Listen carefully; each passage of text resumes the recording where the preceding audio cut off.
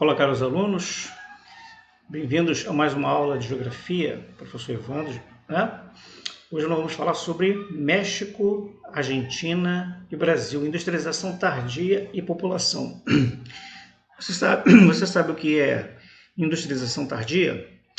Você sabia que os países como México, Argentina e Brasil, eles ganham esse termo, né? Essa denominação de países industrializados tardiamente?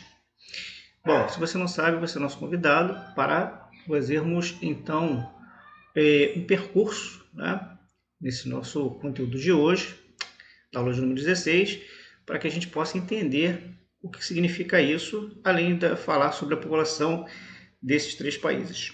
Inicialmente falando, né, sobre a população do México e da Argentina. Tá legal? Muito bem. Então acompanhe comigo, por favor. Vamos falar sobre as maiores economias da América Latina. Bom, esses três países, México, Argentina e Brasil, são aquilo que a gente chama de países emergentes, ou seja, eles estão entre os países subdesenvolvidos e os países desenvolvidos, né? Quer dizer, eles estão na condição de subdesenvolvimento, mas o nível de industrialização deles é um pouco superior, né, aos demais países subdesenvolvidos. E para a gente observar que a economia desses três países, né, ele é muito elevado em relação aos demais países, né, da América Latina. Né? Ou seja, a gente tem a economia mexicana, por exemplo, né, que supera o PIB, né, o Produto Interno Bruto, né, de todos os países da América Central e da América Andina, ou seja, aqueles países que correspondem àquela área onde fica a Cordilheira Andina na América do Sul. Né? E o PIB brasileiro, para vocês terem uma ideia, né, é muito grande, né? Está entre os maiores do mundo, principalmente em relação aos países aqui da América, né? América subdesenvolvida, foi de 2,1 trilhões de dólares, enquanto o México 1,2 e da Argentina 0,6, ou seja, aproximadamente 600 bilhões de dólares, tá ok? E aqui a gente tem então, a figura 1 mostra exatamente o que? O México, né, a localização, né, o Brasil e a Argentina, né, aqui. Então mostra, por exemplo, aqui, né, que o PIB brasileiro, de acordo com a legenda, né, é muito elevado em relação aos demais países. Ó, o Brasil maior, seguido pelo México, a Argentina, depois vem Colômbia, Chile, Peru, né, Equador e os demais aqui também. Né? Eu mostro essa diferença entre esses três países emergentes e os demais países da América Latina. Bom, a industrialização desses três países ele teve início, né, na primeira metade do século XX, né, ou seja, após a Segunda Guerra Mundial, né, que foi de 1939 a 1945, né, quando ocorre uma diversificação da produção graças às corporações industriais transnacionais que começaram a se instalar em várias partes do mundo, mas principalmente na América Latina. Né? Então, se a gente comparar os primeiros países a se industrializar, que foram no século XVIII e XIX, como Inglaterra, França, Alemanha, Bélgica, Estados Unidos, Japão, né? Podemos dizer que, como Brasil, Argentina e México, eles somente vieram a se industrializar, né, um século depois, né, tiveram um século de atraso, por isso a gente afirma que a industrialização desses três países foi uma industrialização tardia ou retardatária, ok? Aqui a gente tem uma imagem, né, uma siderúrgica em Essen, na Alemanha, né, que participou, né, desses primeiros momentos, né, da primeira industrialização, né, isso no século XIX, né, enquanto no Brasil, México e Argentina ainda não existia esse processo, não passava por esse processo. E aqui a gente tem, na primeira metade do século XX, né, no Brasil, a gente tem aí, né, já a Praça da Sé em São Paulo, né, aqui a gente tem a Praça da Sé, né, e aqui já um período já de efervescência, né, já desse período de industrialização, né, muitos carros presentes, né, pessoas circulando, né, porque A industrialização ela vai movimentando também outros setores, como do comércio e do serviço, de serviço também, ok? Muito bem. Mas o que aconteceu então, a partir desse período pós-Segunda Guerra Mundial, né, com a questão da industrialização desses países aí? Bom, então, após a Segunda Guerra Mundial, o mundo entrou no período de relações internacionais marcados pela chamada bipolarização. Foi aquele período em que os Estados Unidos, de um lado capitalista, e a União Soviética, a antiga União Soviética, que não existe mais, né, estavam buscando disputar áreas de influência, né? De um lado o socialismo e de outro lado o capitalismo, né? Socialismo soviético e capitalismo dos Estados Unidos, estadunidense. Então o que aconteceu? Uma das estratégias que os Estados Unidos empregou para manter essa área de influência, né? Tanto na Europa quanto na América Latina, na Ásia, na África, foi instalar suas empresas, né, em várias partes do mundo, em todos esses continentes da qual ele pudesse instalar. E, por um lado, se os Estados Unidos, enquanto Estado, tinha esse interesse, se verificou também que essas corporações transnacionais, né, buscaram também ampliar o seu capital, o seu lucro, né, seu poder econômico e financeiro em escala planetária, né, porque amplia, né, o seu mercado e amplia o seu lucro também, né? Então, eles aproveitando-se, principalmente na América Latina e nos demais países subdesenvolvidos, o que eles fizeram? Então, eles aproveitaram então desse baixo nível de desenvolvimento, né, para poder instalar-se, né, principalmente nesses 3 países aqui na América Latina, né, México, Argentina e Brasil, que tinha um mercado consumidor muito favorável também e uma população muito grande. Então, isso, né, mostra que houve uma intensa internacionalização da economia. Por quê? Uma parte dessas empresas que estão instaladas nos países como México, Argentina e Brasil, da qual estamos dando ênfase, né, não eram nacionais, eram internacionais, eram chamadas transnacionais, né? E ela então passa a ter essas empresas que são bilionárias, milionárias, elas passam então a atuar em diversos setores da economia, na área alimentícia, na área de transporte, na área de serviço, na área de refino de petróleo, na área de automobilística e assim sucessivamente. São as mais diversas áreas, né? Tem a atuação dessas transnacionais. Então, na década de 90, né, o Brasil, principalmente, mas os demais países do mundo, né, começaram a abrir suas economias, né, para exportação e importação. Isso porque o processo de globalização requer que haja realmente essa abertura, né? Não é uma exigência, mas é uma necessidade para que as empresas possam também exportar, ela precisa importar também, né? É uma questão de relações internacionais, econômicas internacionais. Então, para se manter competitivas, muitas empresas nacionais foram obrigadas então a passar por um processo de modernização tecnológica e gerenciamento de seus negócios. Por quê? À medida que chegam os produtos nos seus países importados, as empresas nacionais começam a falir. Então, ela tem que investir nessa modernização também, para que ela não entre em falência, né? Ok? Então, o que a gente percebe, né? A gente percebe, então, uma diversificação econômica e uma inserção global, né? As maiores economias da América Latina, né, elas não são iguais, né? Não tomaram caminhos iguais, né, com o que diz respeito às questões, sobretudo econômicas, né? Cada uma delas trilhou diferentes caminhos de desenvolvimento para enfrentar essas incertezas e oportunidades desse mundo globalizado, sobretudo econômico, né? Aí a gente tem, por exemplo, o México, né? O México, em 92, ele assina um acordo, né, do NAFTA, né, o Acordo de Livre Comércio das Américas com os Estados Unidos e o Canadá, que passou a vigor em 1994, né? Atualmente é denominado USMCA, e o Brasil e a Argentina passam a integrar o Mercado Comum do Sul, o Mercosul, né, da qual a gente falou anteriormente. Então a gente percebe que são caminhos diferentes que eles trilharam.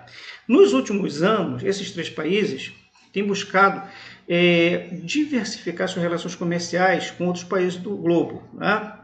Principalmente por quê? Porque essa diversificação econômica e desenvolvimento do parque industrial, de novas tecnologias, requer, então, cada vez mais o quê? Uma ampliação dessa economia. Então, nesse caso, o Brasil e a Argentina, né, se diferenciam por ter diversificado mais intensamente suas exportações para outros continentes, outros países, sobretudo asiático, principalmente no que diz respeito à China e à Índia, né? No caso brasileiro, por exemplo, nós vimos em aulas anteriores que os Estados Unidos já não é mais o país que temos a maior relação comercial de importação e exportação, ela foi superada pela China. E o México, por sua vez, ele continua, né, mantém um predomínio dessas relações comerciais com os Estados Unidos, né? Ok? Só para vocês terem uma ideia, aqui temos um gráfico de área que mostra, né, para onde vão as exportações do México, né? E mostra claramente aqui, ó, em 2000, né? Tivemos 88%, eles tiveram 88% indo para os Estados Unidos, 86% em 2005, 80% em 2010 e 80% em 2017. Ou seja, a economia mexicana ainda está muito fortemente atrelada à necessidade, né, de negócio, né, com os Estados Unidos, né? Falamos agora sobre população e cidades, né? Nesse caso, como a gente sabe, México, Argentina e Brasil, eles têm os países mais populosos da América, né? Então, por exemplo, a gente tem que lembrar que, por exemplo, como mostra a tabela aqui, os Estados Unidos, né, tem 326 aproximadamente, né? Eu falei em números arredondados, 326 milhões de pessoas, Brasil 208 milhões, o México 130 milhões, a Colômbia 49 e a Argentina 44 milhões, né? Então são países muito populosos, né? Então, no caso, a população do México, ela ocupa 75%, né, do Planalto do México, é onde está localizada, né, a maior concentração populacional mexicana, né? Isso por quê? Porque as temperaturas elas são mais amenas e os solos são mais férteis, né? É um país extremamente quente, né, muito próximo à linha do Equador, e as temperaturas lá são mais favoráveis, né? E a atividade agrícola precisa de solos férteis, né? E, então, por isso, ela tem essa maior concentração populacional lá, além de ofertas de emprego também, né? Então, é nesse Planalto aqui, né, que a gente tem a capital, né, que fica a 2.240 metros de altitude, né,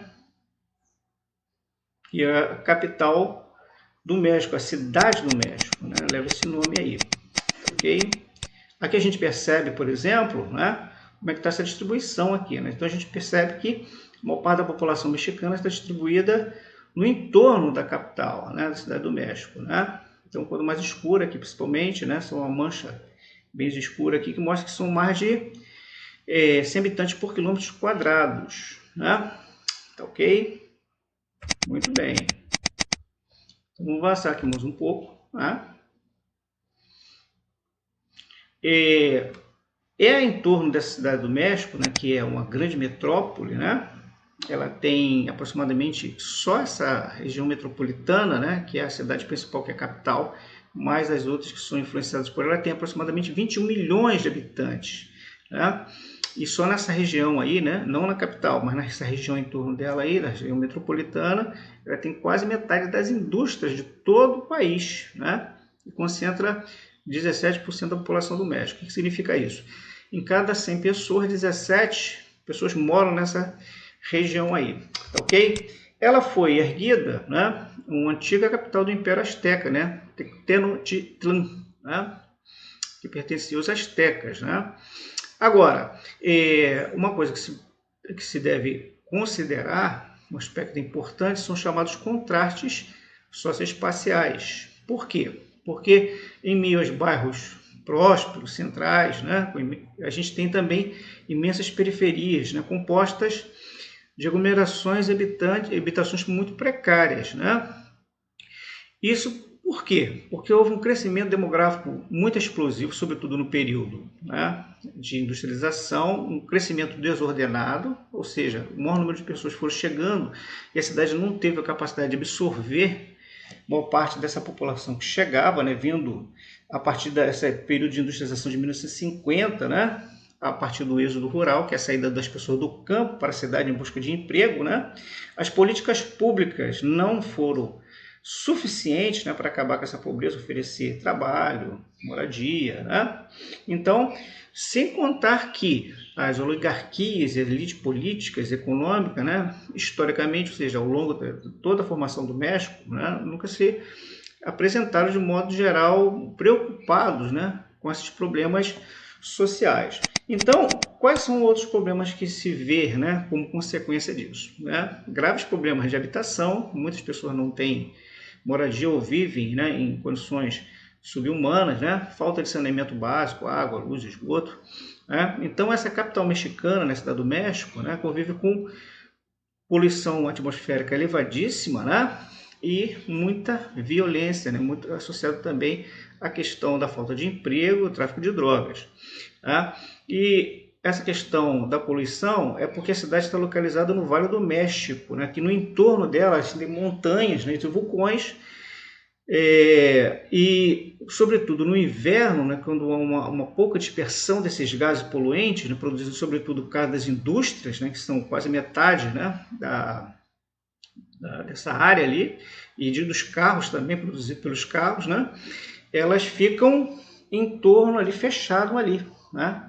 Então, o que a gente percebe? Que, além do mais, ela está numa falha geológica ali, né, no choque de placas, e ela está muito sujeita, essa cidade aí, a terremotos, como ocorreu, por exemplo, em 1985, né, onde 20 mil pessoas morreram, ok?